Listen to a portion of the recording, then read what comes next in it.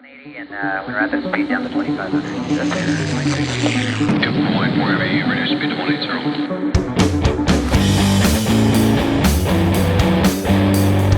BlackBox. All right, so Ian tells me we're live. Hey, welcome back to the show. Kenny Porter here, and with a new friend of mine.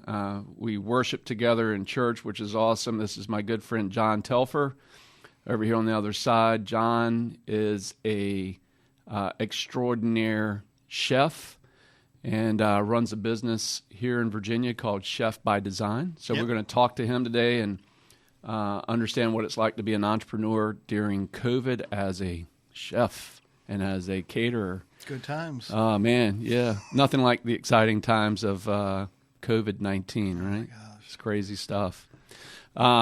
But, hey, I'm excited to talk to you today. It's awesome. Thank you so much. Short notice. Thanks for having me. Coming in. This is and, awesome. Today is one of those days where we were talking off camera. It's kind of a somber day. Mm-hmm. This is, as we're recording this today, is September 11th. And we were just talking off camera.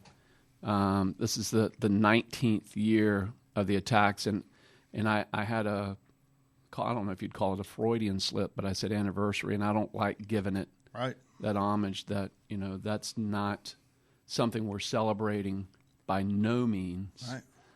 Right. But we can still honor the folks who lost their lives in the tower, in the airplanes, the Pentagon, and out there in the field of Pennsylvania. Yeah. And it could have been worse that day, right? A lot worse. Thank God. So we've got a little toast here. Typically what we do, John, is we like to toast our nation's finest in our military and the men and women in uniform. But a little toast today to those who gave the ultimate sacrifice. Cheers. Cheers to them and their family. Yeah. So, thank you. So, man, let's chat on that for a few minutes, if we would. Yeah. September 11th, my wife and I at the time, we had 4 children. Nope, we had Lizzie. October. No, Lizzie was born in October of 2000. So, yeah, all 5 of our kids were born at that time. But we were living in a home over in Christopher Farms, Virginia Beach, a little subdivision of Virginia Beach. And, I'm in the financial business, so I was kind of lollygagging around. I didn't have an early morning appointment. Right. And it was kind of a ritual back then for Kathleen and I. If I didn't have an early morning appointment, we would watch the first part of the Today Show together. And so we were watching the Today Show. Yeah. And my oldest brother just happened to be in town. He was working on a picket fence for us in our yard and our porch. And we were just having a cup of coffee, just kind of gabbing like we are now. Yeah. And I look up at the screen, and it just so happened that there was, I think, Navy Fleet Week may have been just a few weeks before that, and they were kind of alluding to that on the television. And actually, I have a picture. I wish I'd have brought it in today, Ian. I have a picture of some clients of mine who flew F-18s, the Blue Angels. Nice. And June 1st of 2001, they were doing a flyover of the World Trade Center. Wow. And the Blue Angels captured that moment, captured those jets in formation. Months before all this. Months before, little to know that those guys would be in theater another year, dropping bombs on bad guys. It's powerful. Yeah, so very sobering, and those dudes signed that for me, and I've kept that just as a memory of where we really could be without a strong defense, without a strong military. Right. And even with that, and even with all the intel that was out there, bad guys still got to us. Yeah. And it should be a sobering reminder that bad things do happen to good people sometimes. That's right. And got to stay vigilant. Got to stay vigilant. Gotta Absolutely. stay vigilant. So, yeah, we were in our house, and we were talking about how vivid. 19 years is a long time, but I can remember it like I'm in the living room, and I see this first plane hit the building. Yeah. And they pan to the shot, and they go, yeah, there's been an accident. An airplane has run into the... And I'd had a little bit of flight training. And I'm like, jetliners do not run into buildings. These guys are trained. Like Sully. Yeah. Sully was able to take a jet that had flamed out and landed it in the Perfectly. Hudson. In the Hudson. So stellar pilots. And I'm like, that didn't happen by accident. And as I'm sitting there contemplating that, going, this has to be a terrorist attack. You know, Unequivocally was. and then next thing you know, Yeah. plane 2. And, you know, the rest is history. But where were you that day? Like you, Kenny, I was in a very upscale cafeteria in Michigan. We had just, my wife was down here. My wife to be was down here getting the house ready here in Virginia Beach, as I was closing out the business up there in Michigan. Okay. And I was walking down a hall, and they had TVs. It was a company out of Canada called Husky Injection Molding. Okay. And they made plastics for like Coke and Sprite. You know, Got they it. did all the Plastic the injection molds, molding business. Yeah, for okay. everything. So they had TVs everywhere. So I was walking down the hall and just saw a group of guys who I served every day in this very upscale cafeteria. I say cafeteria; it's almost like a restaurant. I mean, $600,000 in a cafeteria. That's a restaurant. Wow. You know, it was amazing. But it was all just natural, good food. But I stopped because I saw smoke, and then they rewound it, and then I saw it again, and I was like, "Oh my gosh, we're being attacked." I mean, I didn't even see the letters and the names or anything on the screen. All I saw was I was like, "That's an attack. This is an attack." I mean, this is insanity. And Turned a jetliner into a missile. a couple of them. Yeah. Smashed it into the World Trade Center. And it was, I mean, it stopped you dead in your tracks. So I Right. stopped, and I was like, Lord, what's going on here? Yeah. And I remember him saying, so clear and so vivid, I'm in control. Yeah, it's beautiful. And I said, yes, you are. Yeah. Because fear crept in. Oh, absolutely. And I was like, is this Pearl Harbor? Is Yeah. this what's going to happen next? You Yeah. know? And then it just, right after, the second Yeah. one hit, and then Pennsylvania, and then the Pentagon, and you're just like, what's going on here? So when the plane hit the Pentagon, at that point I said, wait a minute. You know, there's a lot of planes in the sky. And I'd actually just read a statistic that just in the continental U.S., at any given time, at the peak of the airline industry, there were 63,000 people in the air, on average, 24 hours a day. Oh, my gosh. And so I'm thinking to myself, all right, so these are 3 planes now, and we didn't know yet about that 4th one. We just knew it was out there somewhere, and that there was rumors that they were going to try to hit the White House. And, you know, all this data is coming in so fast. And the Marine in me is going, wait a minute. If they're doing this is not just a coordinated event in the air. They're going to try to do other things. They're going to go after schools. They're going to go after municipalities. Yeah. And my kids were in school, Yeah. the ones that were old enough to be in school at the time. Yeah. And I told Kathleen, I said, look, I don't want to be an alarmist, but I'm going to go get the kids, and we're going to bring them home and just see kind of how this settles out. So that fear hit me. I was like, the Marine was like, okay, if I'm attacking and we're doing this, and like Pearl Harbor, you know, did they learn a lesson from Pearl Harbor and go, we're not just going to hit you, naval fleet, we're going to go after your homeland. There's coming waves here. And that's so I was like, well, you know, I'm going to bring my family home where I can keep all my little chickens close to me and, you know, figure out what's next. And, you know, my brother was there with me, so we went down to the school, picked up the kids, brought them home. Fortunately, Christopher Farms, it was just right down the street in the neighborhood, so that's good. that wasn't tough.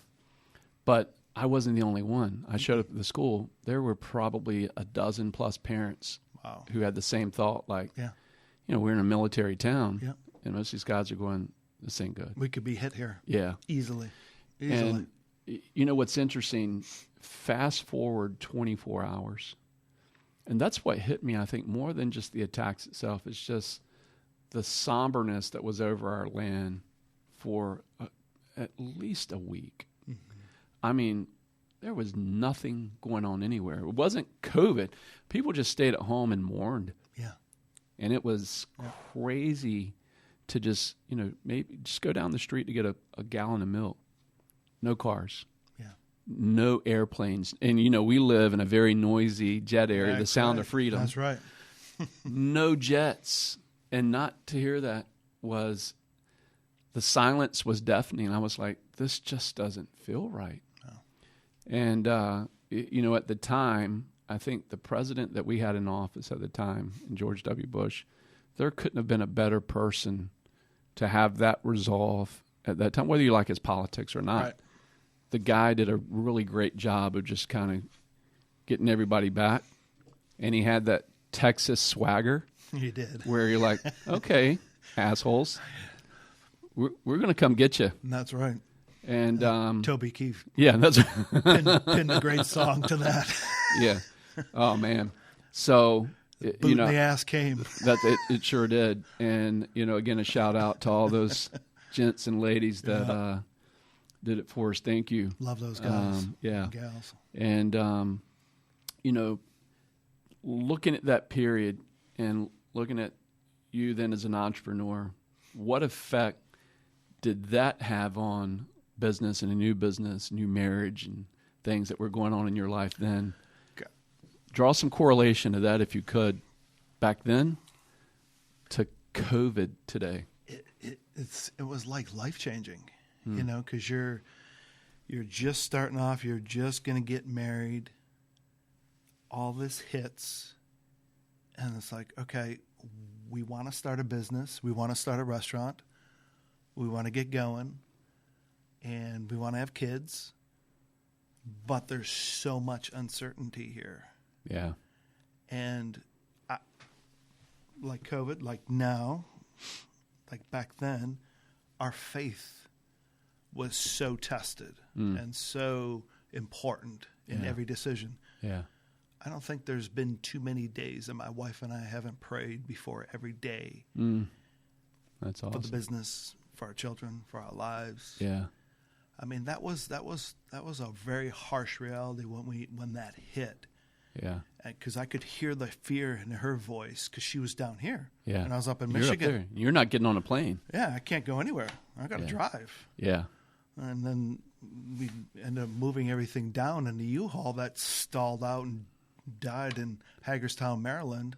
Oh, jeez. And then we had to get towed all the way to Hampton Roads free. Wow. But it was what a way to start a marriage. Yeah. I mean, that's how we started. You want to hear something crazy? What? Kathleen and I's anniversary, September 12th. Oh, my gosh. So can you imagine, September 11th, the next day we want to celebrate, at the time I think it was our 11th year. How do you do that? How do you do that? We were just like, you know what?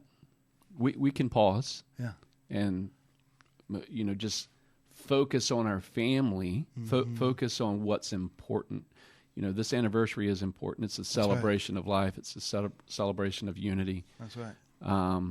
But, there were more important things at the time. The hurt and the children feeling safe and our community coming together. Looking back on that, it was a lot of people would maybe feel robbed that, their anniversary had to come the day after a very somber, devastating moment. Yeah. But in a lot of ways, that day didn't define you. Yeah. And didn't define your marriage. Yeah. The honor of how you pick up broken pieces after. It's good, Kenny. So that was really cool to be able to say, we're not going to let this define us. Yeah. We're not going to let this moment define our destiny. Yep. And, that's pretty amazing that I think if we take that same attitude today, we didn't have two airplanes going to a building. We had the President Trump calls it the China virus, or I'm going to be really... Hong Kong flu. Hong Kong flu. So all of our Chinese friends, we're kidding, not Love really, you guys. Has but nothing hey, to do with you. Yeah, the Americans have some some stain on its sheets too. But That's right. The point being is, if you allow that to define you, you've lost. That's right. And if we would have let that day define our country and our society, That's right. we lost. That's right. We still have our freedoms. That's right. They're still being challenged. That's right. We still have challenges. We're not perfect. Yeah. But Capitalism's not perfect, but you know what? It works. the World Trade Center is a great sign and a great symbol that I think God can give us to be able to say, look, these buildings fell.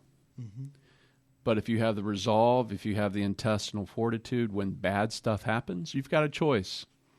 You can stay in a season of mourning, or you can move into a season of destiny and go, all right, let's clean this mess up. That's right. Let's help the widows. Let's help the orphans. Yep. That's what our social responsibility would be. But now let's be capitalist. Yep. And let's go, hey, we're going to rebuild, and we're going to pay homage and a reminder. That's what statues are for, folks. That's right. That's what lights are for, is to remember. Gotta learn from that history. Yeah. Gotta learn from it. It doesn't have to always be wonderful. You can take pain in something and go, let's go revisit that pain every once in a while and see how it identifies us as our destiny improves, not as we're defined by this moment and the horror and the mistakes. It's not if you get knocked down. It's if you get up Yeah. after you get knocked down and what you do with that. Yeah. There's a great quote. Where'd it go? Where's he at? Oh, on it. Ian. Well, that was a letdown. Get knocked down. Yeah, so I had Mike Tyson on here. We're going to talk about hydrogen bombs appropriately, but it didn't give it. Not even a boom. Nothing in here.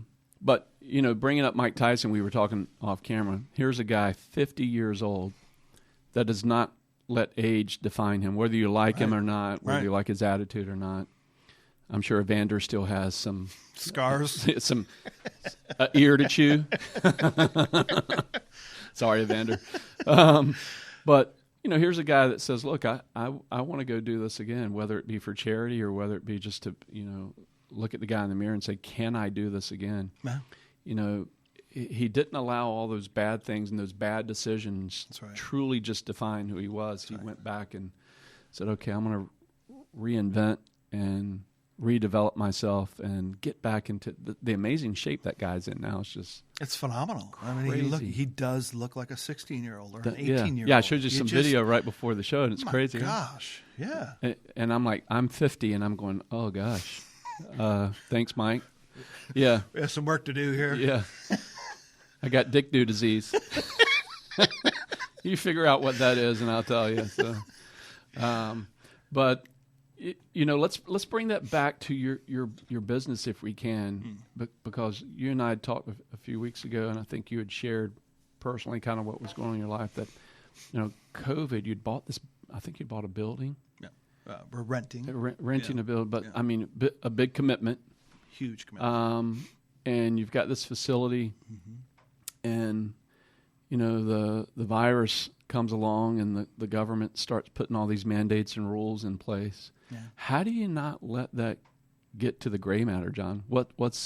So if we're talking to other young entrepreneurs out there, what's the secret sauce to just stay at it? You really have to compartmentalize everything and take bits and pieces of that out at a time, because you can really fall off the deep end, so to speak.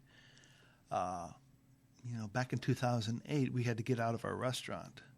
And, when that whole thing, mortgage whole crisis housing went down and everything. And when America was high on real estate crap. Yeah. Everybody was making money, and then we were strong-armed in the restaurant industry, and it was tough. We lost 50% of profit across the board. Jeez. Between the restaurant and catering. We had just signed a 7-year lease, built out this amazing restaurant, a great facility in the back of the kitchen and everything, and we lost all this business. So we had to pick which way we're going to go here, catering or restaurant, and it was easy. I mean, catering was was the moneymaker. Yeah. And I was like, I'm not going to kill myself. Got 3 kids, 1 more on the way, and got to make it happen. So we had to rebrand ourselves back in 2008. Yeah. And again, that faith was tested. Wow. And here we are again in 2020, and you're just like, okay, well, God, you got this. Yeah. We're going to do what we got to do. We were in Vegas this year. We take our team to either Vegas or New Orleans every year, depending on, and then everywhere else with our LCA group. Yeah. And LCA again? Leading Caterers of America. Okay, and that's an organization that... So there's at least one caterer per state. Okay.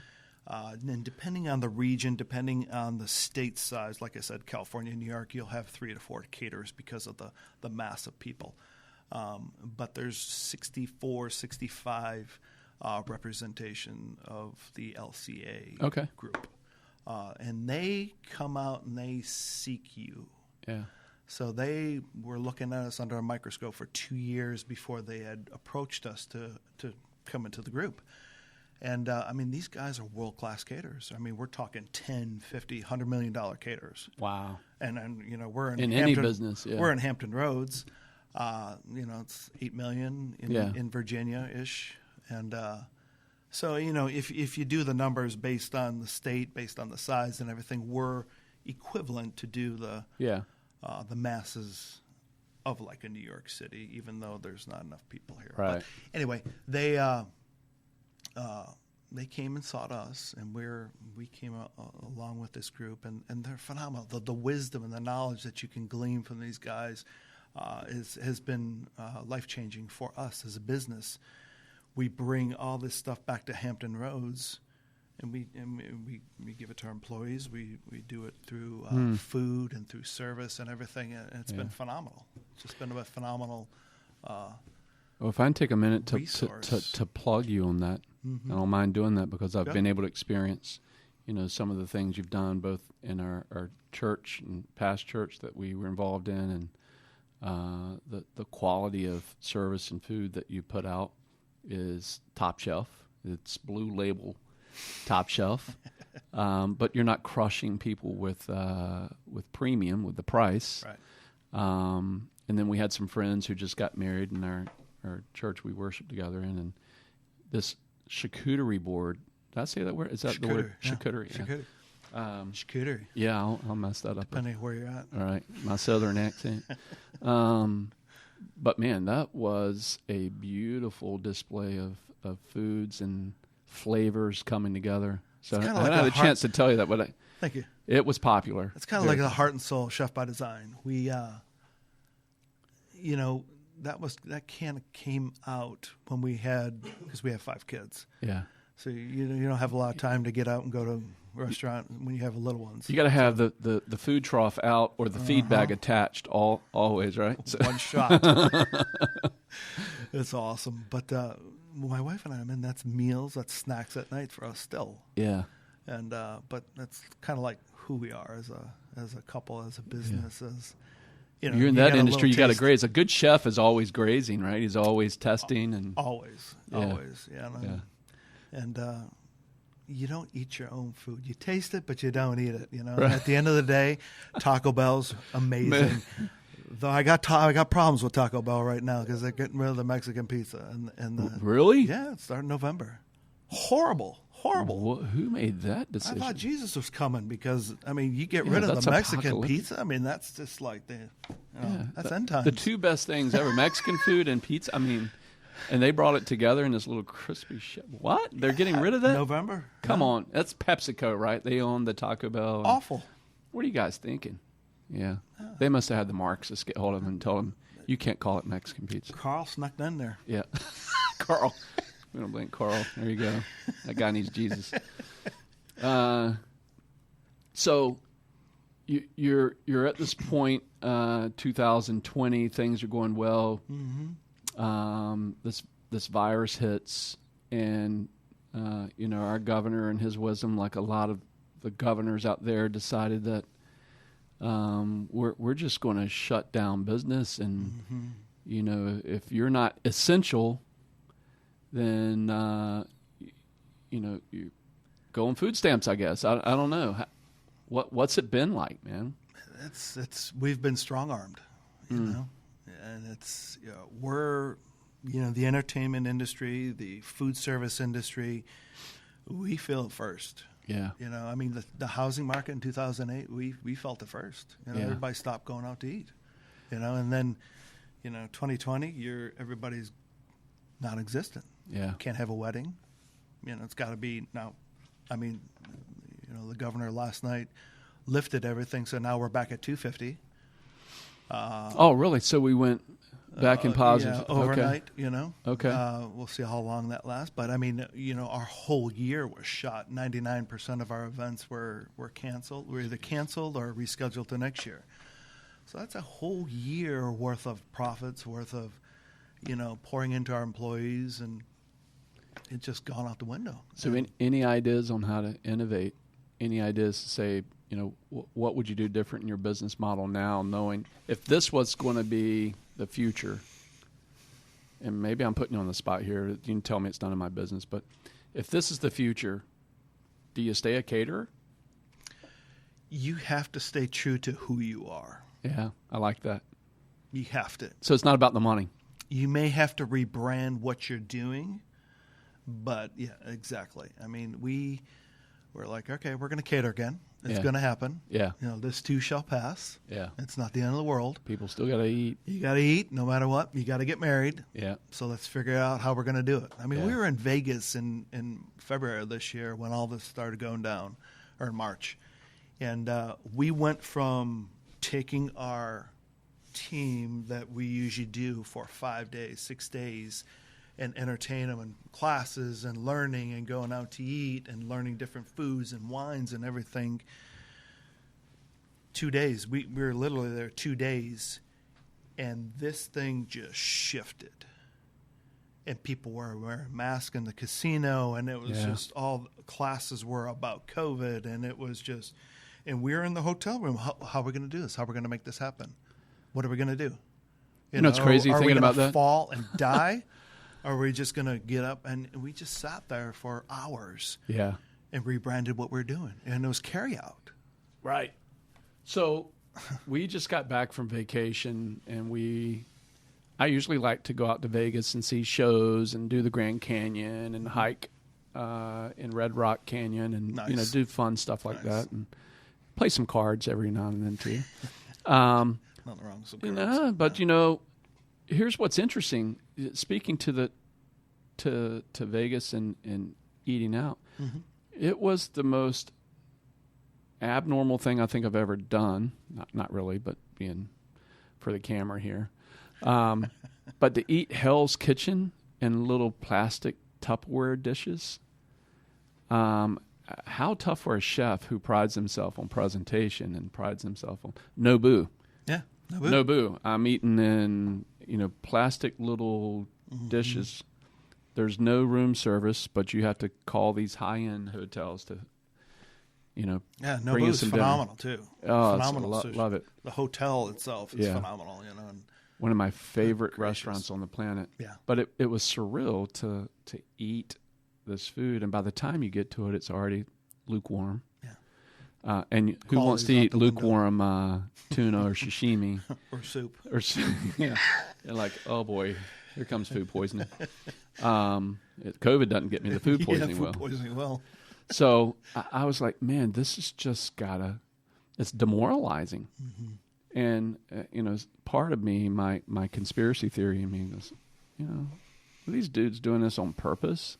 Yeah. Is this a grand scheme to, make us all be submissive to? Well, it's election year. Yeah. You see this why not, crap right? every election year. But what do you think is going to happen? Election. Let's be political for a few minutes. Who wins? Trump's going to win. Trump wins. Okay. Trump wins. So honestly, I don't think it's going to. Well, that's my opinion. Yeah, that's all good. I don't think. I love Trump. I think he's a game changer. We hired when he came in. We hired a businessman to get shit done. Right. And he has, and he's been done a pretty good obstructed job by of the left Yeah. left and right. Some of my Democratic friends don't like to give homage to that. But, there's a quote that I actually put on my Facebook page the other day that Candace Owens, young black woman who's really turned She's the phenomenal. left. Yeah, she's great, right? Yeah. And she had a quote that really has stuck with me. And what she said, and I don't want to misquote her, but I'll get it close and paraphrase here.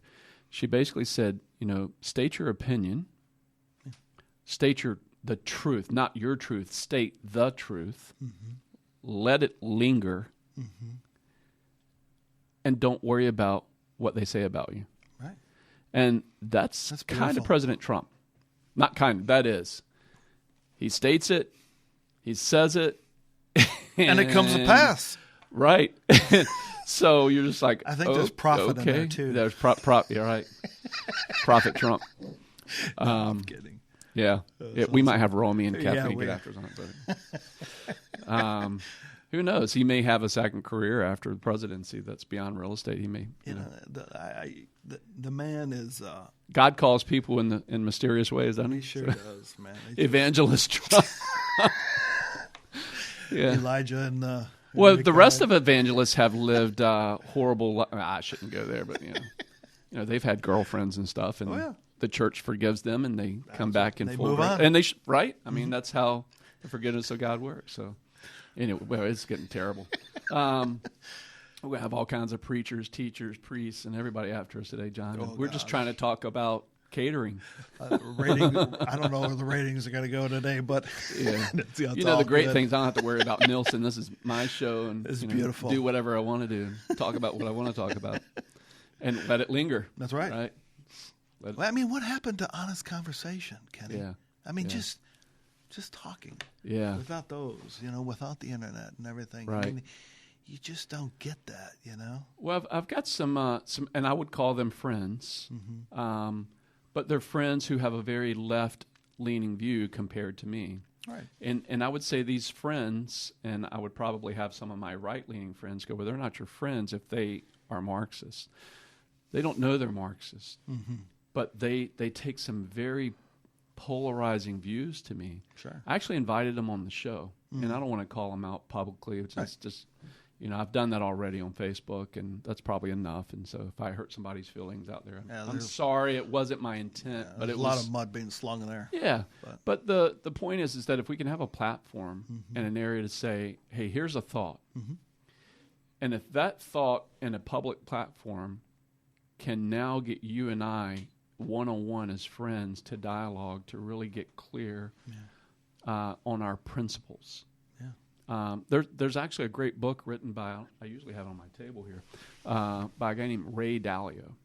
Now, Ray is, you and I are believers. We love Jesus. We think, Jesus is the answer to all the world's problems, but not everybody agrees with us. Sure. But Ray Dalio is one of those guys that wouldn't agree with you and I on that. Yeah. He's really agnostic. But one of the smartest hedge fund managers in the world. But what I do appreciate in Ray is he takes what I would refer to as biblical principles and has applied those to his life.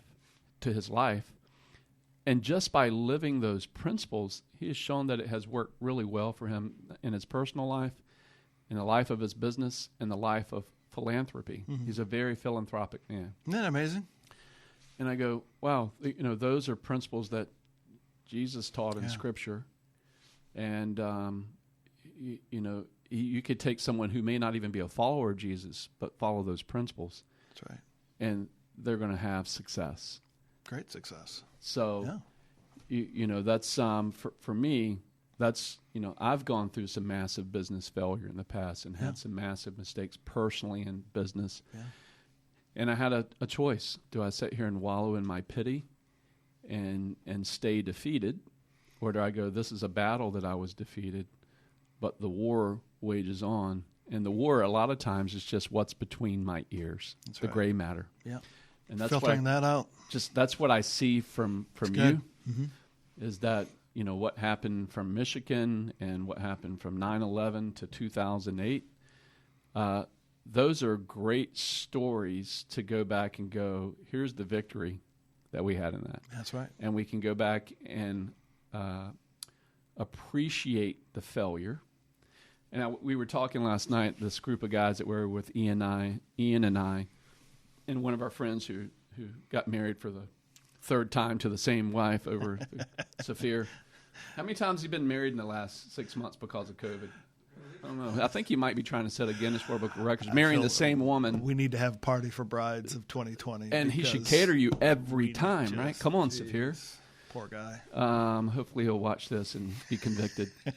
But we were talking on my back porch last night, and I said, this reminds me of some of the times that I've gone through where we struggled.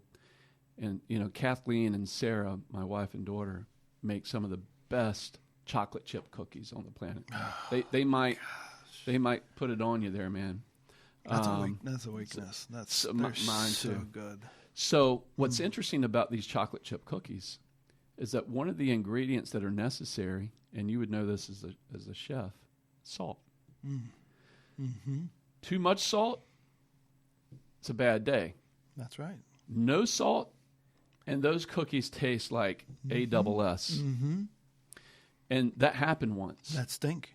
They forgot to put it in. And I bit into one of those, and I was just like, something's wrong here. This is not heaven that I'm used to. No, not at all. But what's interesting about that, that wouldn't be called an herb. What? It's kind of like a flavor enhancer, a seasoning. Yeah. Salt's a lot like failure. Mm-hmm. That it's a necessary ingredient when it's combined with the rest of your creation. That if you don't have that, if you haven't experienced that, and you just need a little touch of it. Right. I'm not wishing failure on anyone. If you can make it through your business life and not have some setbacks, God bless you. You're heaven on earth. You've done well. You've done well. But the interesting thing is, I've interviewed thousands of people over 27 years in the financial business. Not one story have I ever come across where a guy said, everything has gone great for me. Everything I've touched has turned to gold. Yeah. And I've had no setbacks. Yeah. If you're out there, I would love to interview you, and I think John and I and the rest of the entrepreneurs in the world, business owners, wouldn't you love to hear from a guy that could say that? Please. What's show me the ropes. Yeah. Jack Canfield has written a great book here called Success Principles, and every story that he gave in that book was guys who had some setbacks. Yeah. But what they did to overcome those is what it makes a story. It's what makes the chocolate chip cookie great. Gosh, it just makes it taste better. Yeah. It really does. I mean, look at Edison. How many thousands of times did he figure out how not to make a light bulb? Yeah, right. I mean. Yeah, and here we are today with lighting in the studio. And it's amazing. Yeah. And taking that idea of the light bulb and expanding on it and the innovation. And I think that's where people need to be today, right? Yeah. You really have to think in your program. You got to think out of the box. Yeah. And if you don't do that, that can hold you back. So can you share anything on that front with what's happened since COVID? And I hate even giving the thing power anymore. And yeah, that's. So in this past season that we've experienced, where we've had a little salt in our diet, maybe a little more than any of us want, but can you give me any examples of what you're starting to do now to innovate, to say, okay, this has happened. Mm-hmm. This doesn't identify us, but it identifies how we need to make change. Mm-hmm. Can you give me some examples of what you guys are doing now?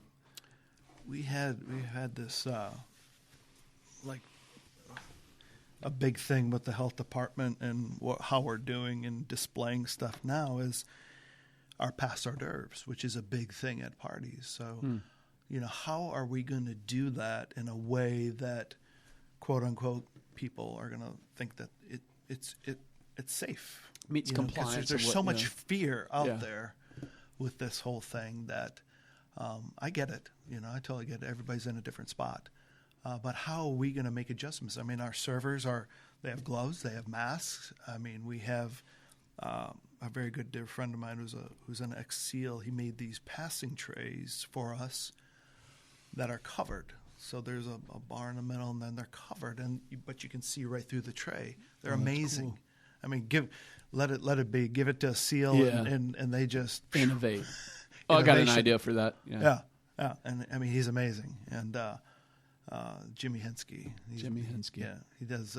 Props to Jimmy. Yeah, thanks for your service. Valhal's Forge. Yeah, it does phenomenal work there. But the passing trays, just a little tweak with that, and we can still do everything in vessels and make it look elegant. Yeah. But yet it gives everybody that needed assurance that everything's going to be fine. Everything's going to be okay. There's nobody breathing on your food and nobody touching your food. So everything's hands off, very easy to get to. And I think that just proves that at your level of service, what you're saying is we're aware, and we're aware of the safety that needs to, pass down to the end consumer. Yeah.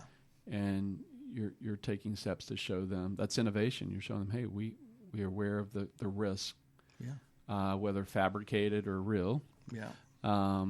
We can innovate, and we can change or adapt to make this work. What are you seeing in terms of that? And I appreciate you sharing that with us. What are you seeing in terms of food costs now? Have you seen any inflation? Have you seen any hyperinflation where, we were hearing some kind of scuttlebutt and rumors that, I've seen, like, I'm a big bacon fan. I've seen bacon inflate over the last 3 years significantly with pork. But are you seeing any of these food cost hikes that alarm you any? We saw more.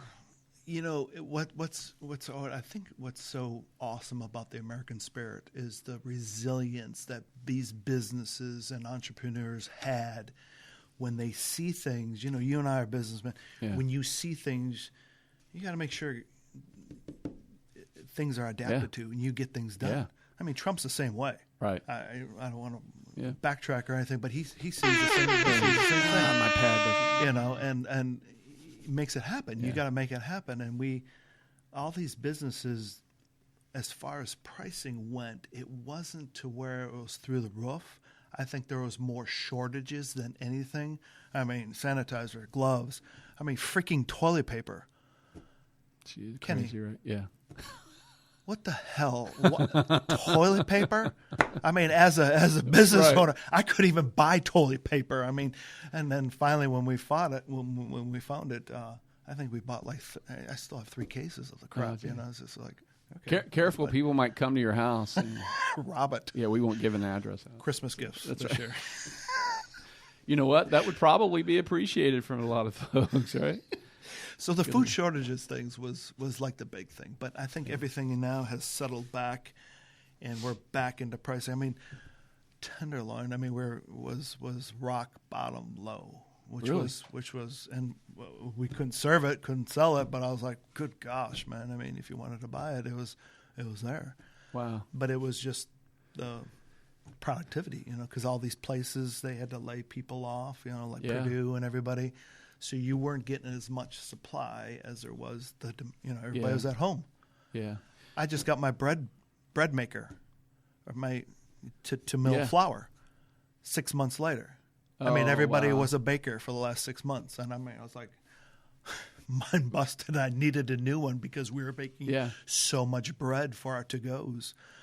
I was like, okay, I need it because I'm professional. I'm on essential, and we're feeding the front lines. We're doing all this stuff and everything. Wow. So like, okay. Did you get into that a little bit, like feeding the front lines of like nurses, doctors? The first 2-3 months, Chef by Design. That's all we did, and we had an amazing delivery service and team that we did through this whole thing. We had the packaging, and we went in. You buy 2 dinners, and we'll send one at the end of the week to nurses, to first responders, to the police. God bless our police, man. Wow. I mean, just those dudes have really taken it on the chin in 2020, right? Again here. Anyway, not only do they have to serve, but now they got to serve people who hate them. Yeah, it should be that way. And when they have something go wrong, they want to call these guys they hate. Yeah. to come rescue them from the other Protect dudes them. that they thought were their friends. Yeah. Hey, Ian, I'm getting no sound in my left ear here, and it's freaking me out. I feel like my head's kind of tilting. sideways, Water in your ear. Yeah, I'm like, what is going on here? So, what do you think the rest of 2020 looks like for Chef by Design and just for the catering industry? If the governor really can keep us, is it? There you go. Well, we were back and not back. I've got it now. Cool. I feel normal again. So, if Governor Northam, our governor here in Virginia, our fine governor, He is fine, isn't he? I actually know Mr. Ralph. Yeah. He used to be our daughter's neurologist. Yeah. So, Ralph, I'm going to tell you, man, you flipped on a coin that I don't understand, dude. Yeah, I'm not trying to call you out and get you after me or anything, but can we talk one day? Yeah, numbers just didn't line up, not with Virginia. Yeah. We really felt strong-armed here. And, So, Hampton Roads. what do you think for your industry? Where do you see the rest of 2020? How do you see it playing out? Well, if you can stay with what Northam has done now, right. And we're up to 250, you said it was last night? 250. Well, so God bless you. Thanks for doing that. We appreciate that. Yeah. Our November and December Christmas parties can go off. We can pack out the Neon House, right. which is our new venue. Let's do a Christmas party at my house. Can I get on the list? Let's go. Come on. Yeah. All right. So Your we'll do house that. is about the size of Neon House too. That's so we'll have fun there. Huge. We'll have a cool I'll just cook out there. Yeah. I love your kitchen. Got a grill outside too. It's fun. A grill, pool. You got everything in there. Yeah. Wine room. Yeah. Shh. So, 250. I mean, can that get you back in the margins and into profits where you're like, okay, that works. Because a standard wedding is 100, 115, 120 people. So, as a wedding, I mean, 70% of our business is weddings, and then the other 30% corporate. I mean, that just shut us down this year. Wow. Totally shut us down. I was talking to your wife the last time you were at the house, and 6 degrees of separation. I was like, I need to link you guys up with my brother-in-law. He's in the tent business. And I was like, Wayne. And she's like, Wayne Fisher? That's your brother? Yeah. So, working with those other industries, and I know, Wayne's business and George Poston and the guys that own Norfolk Tent, and Wayne's going to kill me. They for do a not great remembering. job. They really do. But they've taken it on the chin. Yeah. But what's interesting is they innovated in a way that restaurants were having to do more outdoor seating. Yep. So they started renting them tents, and then restaurants actually got smart and said, well, wait a minute, I don't need to rent this from you. How about I just buy my own? Yep. So they have a Norfolk tent division where they can sell you a tent, which is really cool. So I think amazing. that was it's absolutely smart. amazing. Out of the ashes, Yeah. here comes something else, Yeah. Out of the ashes, we just started Meals on Wheels here in Virginia Beach, which Really? is phenomenal. It's Wow. these people, 50 to 70-year-old people who are on a very limited budget, kind of like getting kicked to the side with what they had before as far as the quality of food. And now we're going in at a very reasonable rate and taking care of these people every day, lunch and dinner. Wow. We have another division, That's Chef awesome. by Design. And so, Well, there used to be a nonprofit here in town called Meals on Wheels, I think. it's still here. Is that still around? Still here. Okay. Yep, and they're in Portsmouth, Chesapeake, Virginia Beach, all the cities. But we're just doing Virginia Beach right now. So, but you're approaching that from a for-profit point of view, but you're cutting your margins to serve. Absolutely. Yeah. What we charge them is probably 3 times as what we'd usually charge. Yeah. So I mean, so it really is a win-win. I mean, we've dialed it down, and you're getting fresh, good quality food, not frozen, not out of the microwave. And that's got to help families who some, and I see this in my business where a client will have an aging parent, and these aging parents, and they still have kids at home. Yeah. So they get caught in that sandwich. We call it the sandwich generation. Yeah. And so to be able to support mom and dad and serve them the way they want sometimes gets a little overwhelming. Mm-hmm. And so it sounds like you have a service there where you can say, well, look, we can help with the meals. We can deliver fresh, wholesome, on time meals to your parents. Yeah, that's cool. Which so we'll is try to help plug that for you. Do you have that on your website? Yes, it's actually not yet, but we're getting it up there. We're waiting for the blast for Meals for Wheels, and then we're going to piggyback on that and do it because they're. What is your website, by the way? www.chefbydesigncatering.com. Chefbydesign.com. So just spell it. Chefbydesigncatering.com. Chefbydesigncatering.com. Yep. So I wanted to give you an opportunity to share that so folks can look you up, and they can go onto that site and do a request for proposal or we have an amazing world-class team at the office there that they do a phenomenal job, and we take a lot of the brunt, if you will, out of events, whether it be wedding or whatever. We personally design everything for your event so that the day of the event, it's turnkey. You know what you're getting. You know the service. You know the quality, and it's easy day. I'll have Ian put it up on the site and let folks on our site. We'll link it back to you guys and share that with folks out there. Check John and his team out. Yeah. I can personally endorse it and say it's fabulous food and fabulous service.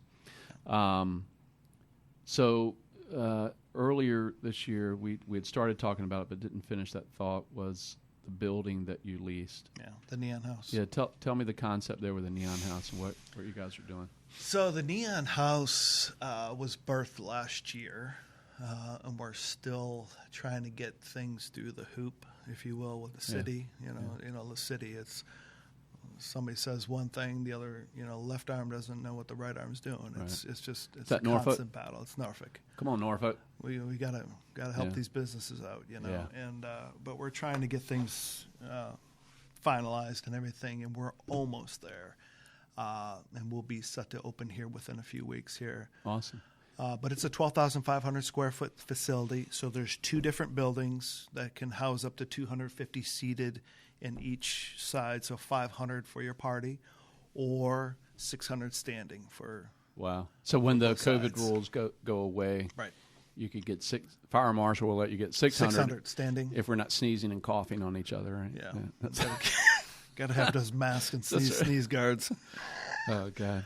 Lord have mercy. I saw this infomercial last night. This company now has these masks that instead of coming down over your head, they have this patent now for this dog collar thing that comes around your neck, and the plastic shield comes up.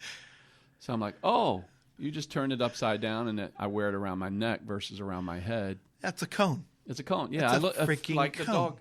Right. They're making them servers, restaurants in Maine right now wear those. Can you humiliate me any more than that? I mean, No, why don't I just wear that and take my clothes off and walk around naked? Some people probably would like to do that. Might as well. Yeah, right. You're like a fool anyway. Why not just go all the way? But yeah, so this place is designed, for large events, a corporate wedding. We have a bridal suite for the brides. It's phenomenal. It's world class. Nice.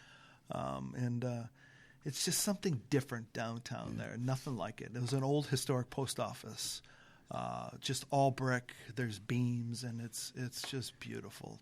You have any pictures online of it yet? Yep, where folks it's online. Is it on the Chef by Design site? It's on www.chefbydesignCatering.com. Cool. You can get that. Yeah, we'll put some the Neon pics up of House. that. It's all linked together. Nice. So that's turnkey. If someone wants to come to you, you can cater, but you can also give them a facility to come party at. Yeah. Parking and everything. Yep. And everybody, when they go to Norfolk, they're like, "What's the parking like?" So we have valet for all our events, and then we have a venue next door that we're able to park lots of cars, so we can handle Wow. big time parties. So. Norfolk, get off the pot. Let John get his business up and running. Let's get it open. Yeah.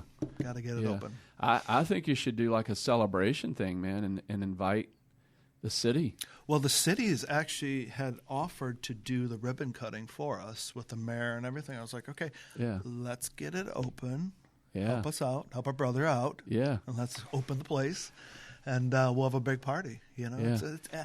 and I believe it's it's a place Can we where get the city, rest of Hampton Roads to enjoy that too? Like, instead of these mayors fighting with each other about their borders, if we're going to really be inclusive, Yeah. and you really want to live by that, Yeah.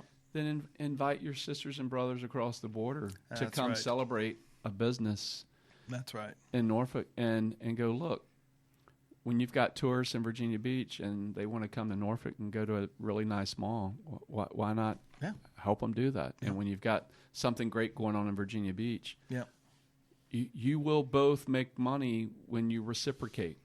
It can be a win-win Yeah, it really could. as long as you have facility that sounds covered. awesome. It's phenomenal. Yeah, we can't wait to open it up and party. So, bands, a client could bring a band in, and there's a place for a band to play. And Band, DJ, do you have to outsource like your audio? Do you have any of that? We going have an on? audio system in there, but Yeah. you can. We suggest the DJ because there's a lot more to it. There's Yeah. a dance floor, and then there's a lot of lights and props and everything with the DJ. Yeah. So I sit on the board of an amazing not-for-profit called Ziders, or the Z, down in Virginia Beach in Town Center. A little shout out to them. I had Mike Ziders, an entrepreneur, on my show a few shows back, but they have a 250-plus seat theater that we're able to do the arts and stuff in. But when there's opportunities to do an expansion or a bigger party, that might be a great opportunity to meet Mike. I'll try to make an introduction and let you guys absolutely kind of That share sounds some great. concepts and ideas there to, again, bring that inclusiveness into the cities. And I think, we've talked about in Hampton Roads and the 7 cities for years. But internally, you and I know, but we both know that there's always still this infighting between cities, and who has what, and Yeah. one city's getting more attention than the other. We're not going to grow like that, Right. Right. Spiritually, physically, anything. You can't grow like that. I mean, One of the biggest metropolitan areas in the country that has no pro sports franchise, that has no massive venue to bring in, talent from across the country. And it's unfortunate. We got a great place like the Z. We've got a great place like the Sandler Center there in Town Center, the smaller venues. Scope, if they would redo that one day, or even put some lipstick on that pig. yeah, it needs some. It needs some. But, we've got just great potential here, but it just seems like we've never really gotten over the hump. And, there's great artists like Pharrell and folks like that who have tried to bring, some other great festivals and that's one. building That's to one the- of our prayers. Yeah. With the Neon House was we believe that this place was going to be a place where the city would come together at. That was written on the pillar of the place, and that's what needs to happen for growth. Yeah. For people. Yeah. Well, you think about for- the concept you talked through earlier, and the reality of coming out of the ashes is that, I would encourage you, John, man, to go back to these city leaders and go, look, I've got this great facility. We're a small business. Yeah. Come support us. Come look at what we're doing. Yeah. Help me innovate and think outside of the box of what we could do with this to bring folks to the area. Because people today, what I've experienced over the last 5 years, probably in any other time in my career,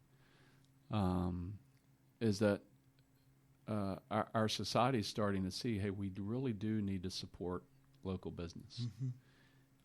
You can't burn and loot your local business and expect that you're going to see change. You got to lift it up.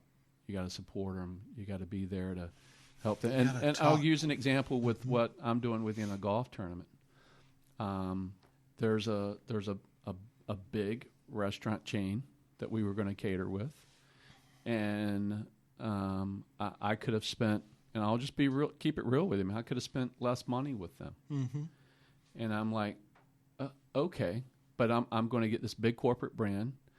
The CEO who doesn't know me Yeah. is going to get his little percentage of the deal and be okay. Yeah. But I have a responsibility to my community. That's right. To give back to the community first. That's right. Because the community is given to me as a small business. That's right. So I would rather spend a little bit more with you, get a personal touch, and if something doesn't go right, I can say, "Hey, John, what the crap, man?" Yeah. I do that to the again. I don't want to give them homage. Chefs by Design, Chef by Design. Chef by Design. We'll help put that out there for you today. But this other brand, I don't have that personal connection. I don't have that ability to help see that, hey, I can help do a part of bringing your business back and adding some lifeblood back to that business. And I mean, so many businesses have lost, their hope and dreams through this whole cycle. And that's what this world needs right now is hope. Right. There's hope. There's going to be hope. Yeah. There is hope. There's hope in God. There's hope in, you and your dream. That you just get up and do it.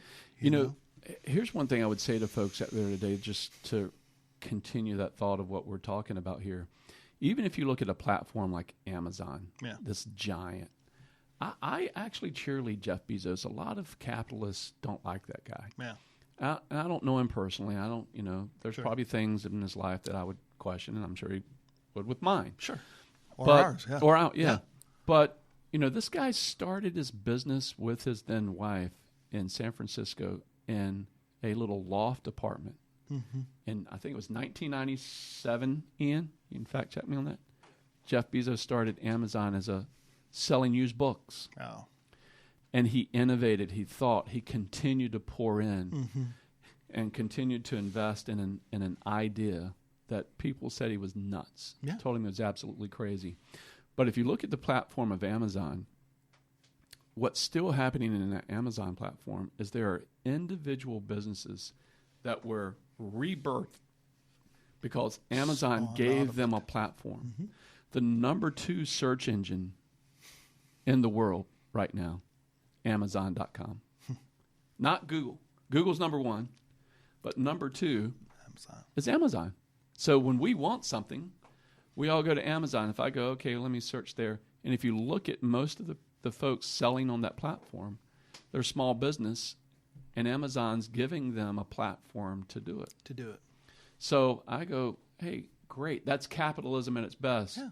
He doesn't have to make anything. Yeah. He gives a conduit for a person to do business. Regardless of people's politics or views, you can agree to disagree. Yeah. Don't bastardize the business because of what somebody may have or may have not said. Right. This is somebody's livelihood that has affected a lot of other livelihoods in the same place. Right. We have 25 on staff, and then we have 100 off staff that have secondary jobs, and then this affects a lot of people in a lot of ways. Yeah. And we're a small business. Yeah. A lot to think about when you... If you're looking at your business and vision, if you want to share revenue numbers, you can. But if you look at it from a goal, and you talked about some other caterers that were $100 million operations. Mm-hmm. What's the vision? If you put a number on yours, what would you say? 3 years, 5 years, 10 years? Gosh, that would be a. It is. I mean, where do you want to go? Yeah. How far do you want to do? How much you want to make? Yeah. The bigger you grow, the bigger the headaches, the bigger the things. Yeah. We're sticking with that brand. We've stuck with that brand as far as making it personal for you, whatever it is. Yeah. And wherever that takes us, I think is where we're gonna go. We've stuck to our guns in that, and it's brought us here. So what I keep hearing in that answer you're giving me is what resonates for me is you're not worried about the number. You're worried about serving the client the way you want to serve them. Yeah. And the way you think they need to be served with that personal touch. Yeah. I've worked for too many people and too many business owners and hotels and restaurants and country clubs and everything where you're a number. Yeah. You know, you don't get this personal touch. This Hence the one-on-one. chef by design. Chef So by design. what do they want? You can Dual. design it. Yeah. And we've experienced that. It's pretty cool. Anything you would tell listeners, hey, like good books you're reading right now? You know, most of my Christian I friends got about always say 6 books reading right now. the Bible. So we'll put that's always up there. So 6 books. What top 2? And it doesn't have to be business books. It could be, like my friend Travis Ransdale, who I interviewed. The Last Marine is one I'm in right now, which is pretty cool. Especially in the world that we're living in, it's a little apocalyptic, but still a great read. It might be a movie one day. Which one was that? It's called Last Marine by Marine. T.S. Ransdale. He's a buddy of mine out. Because I'll go buy it right when I get out Yeah, there. go on Amazon.com. Actually, if you go on the site, we have it. Say again? Amazon was 95. Jeff Bezos. $19.95. Jeff Bezos. There you go. Ian was my fact checker over there. Not 1997. He's a good man. Yeah, it's awesome. Some good conversation before Yeah, the show there. Ian's great. We're gonna have Ian on the show one day talking about Miller House Coffee and their little brand there. They roast. He and my daughter roast some amazing coffee. Is that local business? It is a local business. Nice. A little plug there, Ian by John and Chef by Design. John, that would be a great local coffee to serve your clients with when they want. We're big coffee drinkers. We really are. So take As a that bag chef. with you today. Okay. All right. That's a gift from We love KP and love Co. our- and Thank you. you got a Phenomenal. grinder? Oh, we Sure you do. Yeah. And a French press. Asking a chef if they got a grinder. If you don't, you can create one. Yeah. Yeah. Good cappuccinos, espressos. Yeah. This looks good. Yeah. I'll have to check it out. So hey, we're coming up on an hour, right, Ian? Maybe a little over. All right. So we try to keep our listeners from running off the road, falling asleep after an hour of listening to us pontificate. So what Ian? Books. Oh, the books. Books. Your books you're reading right now, you would tell folks is a good read to go grab. For my craft, it's the Hotbox. The Hotbox. So it's a. Can they pick it up on Amazon? It's on Amazon. Can they pick it up at a local bookstore? So it's a lot to do with prep lists, organization, flow charts. So from a chef standpoint, tidying things up, making things a lot more compact, if you will, Okay. on the bottom line and everything. So that's one of the things, during this year that we've learned to do too, is you really tighten up on a lot of things. Those things So that you used to this not, the thing- fringes you didn't pay attention to, you've pulled Not that a lot in. of them, but now all of them. Yeah. So it's a huge book for me right now. So And it's that's been the really, Hotbox. Who's the author? Do you? I'd have to look at that. We'll have one, but Ian. I got 6 books going right now, and He's one looking of for them it. is just it's. What else you reading? If you, see, I always put people in the hot seat. In the You pre-production, I should have had you write these down, right? That's all right. That's Yeah. all right, Kenny. But we. I love embarrassing people. No, I'm kidding. Just totally kidding. If you remember later off screen, Yeah. we'll any books you're recommending, we'll put them on the site and tell folks, especially if they're budding entrepreneurs and they think wanting to be a chef or a caterer. We'd love to try to point them to things that have helped you in your business. Yeah, this is, and then the other one that I'm reading. I mean, the chef books for me right now have been big. The Baker's Box. It's like a chef's apprentice of bakery. So I worked with the first master chef in the United States, the first certified master chef in the United States. So I did a pastry and cooking apprenticeship through him. And What was his name? Milos Cihelka. He was the first and try to- certified master chef. He actually immigrated from the old Czechoslovakia during the war with Hitler to Canada and then down to Detroit, where I trained under him for 7 years. No kidding. So Is he still? the apprenticeship is he thing still is living today? He's still living. He's still bow hunting from a tree at 88 years old. Yeah.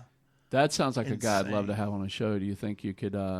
He's in Michigan. Well, We we'll get him traveled on to Zoom. Michigan. He's We'll put he's him on Zoom, and you and I'll sit in here and he's something else. ask him he's, questions. He's very special. Like he That didn't would be get cool. he didn't get the accolades like everybody else, like Yeah. Jacques Pepin, because Jacques Pepin's one of his Yeah. best friends. You're going to make me look like an idiot. Very, very this dude? French, very, Okay. very famous French chef Yeah. on TV and everything. And Okay. he's like the living godfather right now of Yeah. cooks. Really? All So, right. I good sound like an cooks. idiot not knowing who that is. No, then, huh? you're good. You're good. But my chef, he's kind of a tyrant in the kitchen. The soup Nazi, as we saw He in was. Seinfeld. He was. But, when you win 44 gold medals in the Olympics, that's saying a lot. Wow. Yeah. What So is the Olympics of? That happens every 4 years, just like the regular Olympics. kidding. So the cooking is kind of like the same thing, but he was he managed, and then I believe he was on one of the teams too. But I know he managed. So I mean, whatever. Wow. 44 gold medals, one with distinction. So one was perfect scores Wow. in the Olympics. So it was phenomenal. And But he was how long have you been cooking? Like, if you would say from I want to be a chef to getting in the catering world. 30 years. Wow. We've been at it 30 years professionally. Wow. But he was the first one of 3 certified master chefs in the United States. The master chef exam, it's in Hyde Park, New York. Once a year, you can take the test. If you fail any of the 2 of the 5 parts, you're asked to come back the next year, and you can only fail it twice, and then you're never asked to come You back. lose your chef crown. You lose your. You lose it. What's the outfit you guys wear? The The white. the chef whites and The chef whites. Yeah, I'm trying to remember what tie and that's called, everything, but I don't know. we call them the whites. Yeah. All right. Anyway, So, we'll stick your bio on the site there, so people. I usually ask a little bit about that, but but back to the book, The Baker's Box Apprentice. Baker's Box. It's a baking book, so I was baking too. is that your big thing? Do you love baking versus soup making? Versus So it's 2 different bread? worlds: Okay. pastry chef and a chef.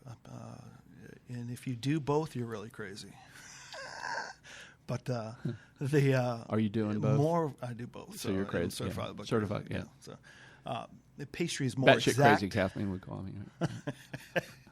But pastry is more exact, so you have to be precise. Where cooking's like ratatouille. Yeah. Little this, little that. Little of that. Things Little can salt. Yeah. things can be changed. Right. That's funny. But it was fun. It was good. So but Endurance is the book. The other book. See, I I'd was get trying these to out of you. think. See, I was Endurance, trying to okay. think. So it was the first guy that had visited Antarctica, and it was a voyage in 1917. Endurance. okay. But to get to that. What's that? What's his name? Yes, Shackleton? Shackleton. Yeah. That guy, I mean, what he went through to get to where he was is what we're talking about Yeah. today. So I was mean, going to say just- that's seems like a great book to pick up right it now. was- With It was just it's been my second favorite next to my cooking books, but it's gotten Wow. me through this year. So I was like, wow, perfect book. so if you're in the grind or kind of in the ashes right now, pick up Endurance. Endurance, If you want to learn a little bit more about the business of chefery, chefery, that would be Baker's Box, Apprentice, An Apprentice. yeah, baking book. baking books. Mm-hmm. Okay, cool. Good stuff. Hey man, what else we want to talk about today? If not, we'll let these folks get back to their life, and we'll have you back on the show. If we could get the I love talking to senior people. I've got a friend coming in the future. His dad flew, I want to say F Force, or maybe it was A Force, not the F4 Phantom. Anyways, he flew fighter jets in the Navy, Vietnam pilot. He was on the forestall when, I don't know if you remember, the forestall actually caught on fire when the jet landed on the aircraft carrier, exploded. missiles went off on the ship. A lot of young men lost their lives, and my friend's dad, a client of mine, was a pilot on that, had just landed, and saw all this treachery happen right in front of his eyes. Senator John McCain, was on that ship that day before he was taken hostage as a pilot, and just talking to these men who we can learn so much from them, and learning from our senior community that are so valuable. And I wish we could just get young people today. I know we're here to talk Chef Reed today, but to get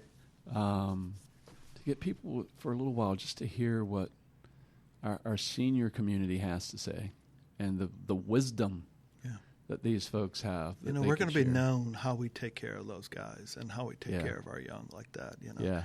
My wife just moved down. We just moved down her mom out of hospice down here to take care of her, and we're taking care. She's at a phenomenal house with a woman who's just doing amazing things with these people and everything, and so taking care from of the your womb to now. Yeah. Every second, every life matter. Everything counts. How beautiful! These guys. Run a business and take care of the elderly like this. Yeah, that's beautiful. Props to her. Yeah. But that war, the Vietnam was. My dad, I remember him. He had to take off his service garb and hide it because of the backlash during that time. Yeah. With the war and everything, what these guys did. These guys lay their lives down. Yeah. These women lay their lives down for their country, and then just, there's the honor and the respect has just, we need to bring that back. Yeah. I'm teaching my sons and my daughters. You got to bring that back because that's so, vital along with the family to this day and age. Yeah, I had a sergeant in the Marine Corps that said, Porter, look, here's how you have success in life. Just be smart enough to listen, but dumb enough to go do it.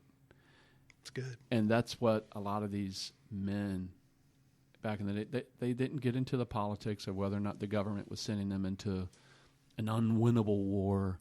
What war does anyone ever really win? If you've got to take another man's life, you don't win from that. No.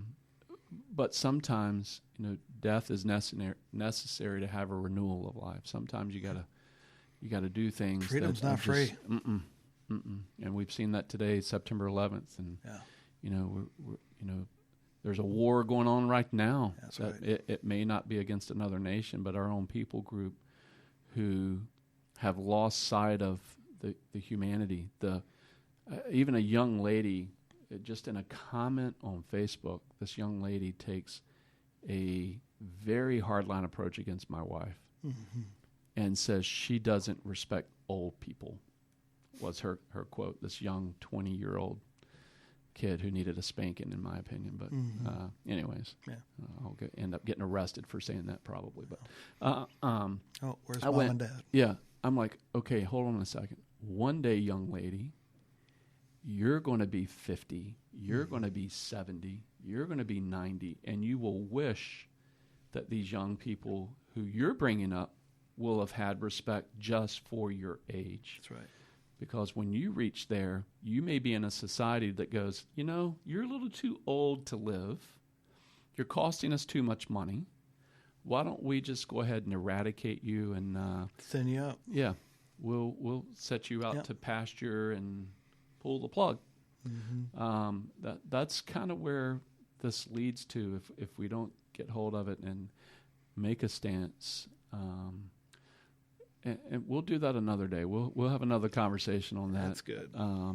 But yeah, if you can talk to your friend up in Michigan, your mentor, and say, hey, if we can get him on a Zoom call and click a couple buttons. I love talking to senior people who have wisdom. To be able to share with us young entrepreneurs, and he's got what we can do to so improve. much. It's just not just food, but just in general.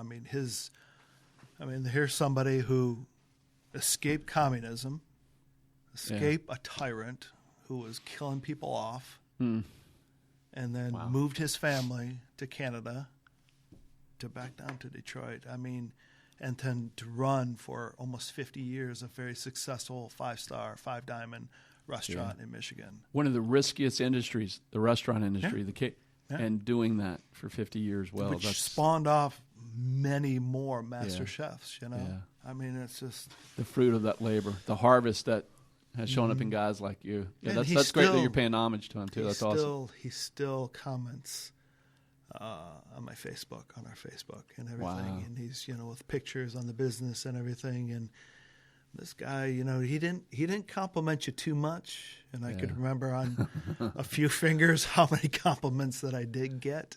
Yeah, but you knew. You knew. Yeah. You knew where you stood. That's awesome. Yeah. What was his name again? Milos. What is his name? Milos Cihelka. Cihelka. Yeah. Milos Cihelka. Yeah. One of the first 3 master chefs in the country in 1970. Wow. Shout out, Mr. Cihelka. Yeah. Chef Milos. Chef Milos. Yeah. All right. Salute to you, sir. Yeah. All right. Hey, thanks for joining us today. It was Thank a you pleasure, for having John. me, Kenny. And I appreciate it. Once the ribbon cutting happens, and you're going to be there. Oh, please! I'd love to, and we'll we'll put an update on the show and keep people go see John, Chef by Design. Help he and his team in the area. Yeah. Support local business. Hey, thanks for joining us today. Thanks for being here. Thanks, Kenny. All right, love you, dude. You too.